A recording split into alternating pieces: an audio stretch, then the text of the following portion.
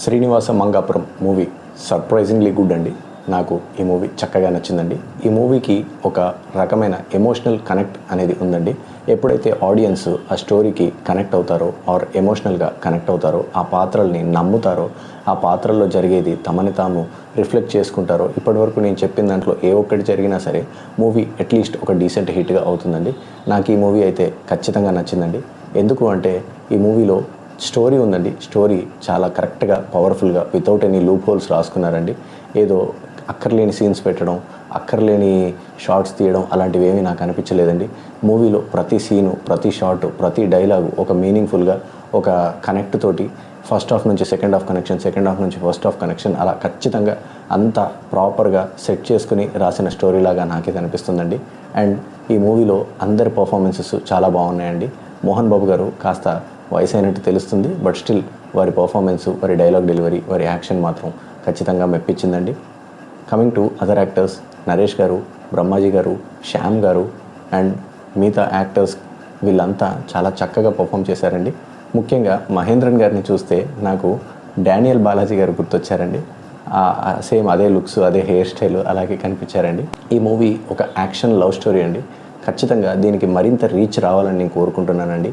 ఈ మూవీ ఇంకా చాలామంది ప్రేక్షకులకి చేరువ అవ్వాలని నేను కోరుకుంటున్నానండి. నాకైతే చాలా బాగా నచ్చిందండి. And coming to the launch of Jayakrishna గారు, జయకృష్ణ గారి టీజర్స్, ట్రైలర్స్ చూసి నేను ఇది మరొక star kid are nepo kid బలవంతంగా మళ్ళీ ప్రేక్షకుల మీద రుద్దుతున్నారేమో అని నేను అనుకున్నానండి. బట్ అవన్నీ తప్పుగా నేను ఇప్పుడు ఒప్పుకుంటున్నానండి. ఎందుకు అంటే ఈ మూవీలో వారి పర్ఫార్మెన్సు యాజ్ ఏ డెబ్యూటెంట్ ఖచ్చితంగా అడిక్వేట్గా పర్ఫామ్ చేశారండి. వారికి ఇంకొంచెం గ్రూమింగ్ అవసరమని నేను అనుకుంటున్నానండి. But it comes with time అండి. వారు జస్ట్ వన్ మూవీ యంగ్ కాబట్టి వారు నెక్స్ట్ మూవీస్లో ఖచ్చితంగా ఇంకా చాలా ఇంప్రూవ్ అవుతారని నేను అనుకుంటున్నానండి. వారికి ఒక స్టైలిస్ట్ కూడా అవసరమని నేను అనుకుంటున్నానండి. వారి లుక్ ఈ స్టోరీ పరంగా ఓకే, బట్ వారికి పర్సనల్గా హీరోగా ఇమేజ్ పరంగా అంతగా వారికి ప్లస్ అవ్వదు ఈ లుక్ అని నేను అనుకుంటున్నానండి. వారి లుక్స్ని మార్చాల్సిన అవసరం ఉంది, వారిని కాస్త గ్రూమ్ చేయాల్సిన అవసరం ఉంది, వారి వాయిస్లో కొంచెం మెచ్యూరిటీ రావాల్సిన అవసరం ఉందని నేను అనుకుంటున్నానండి.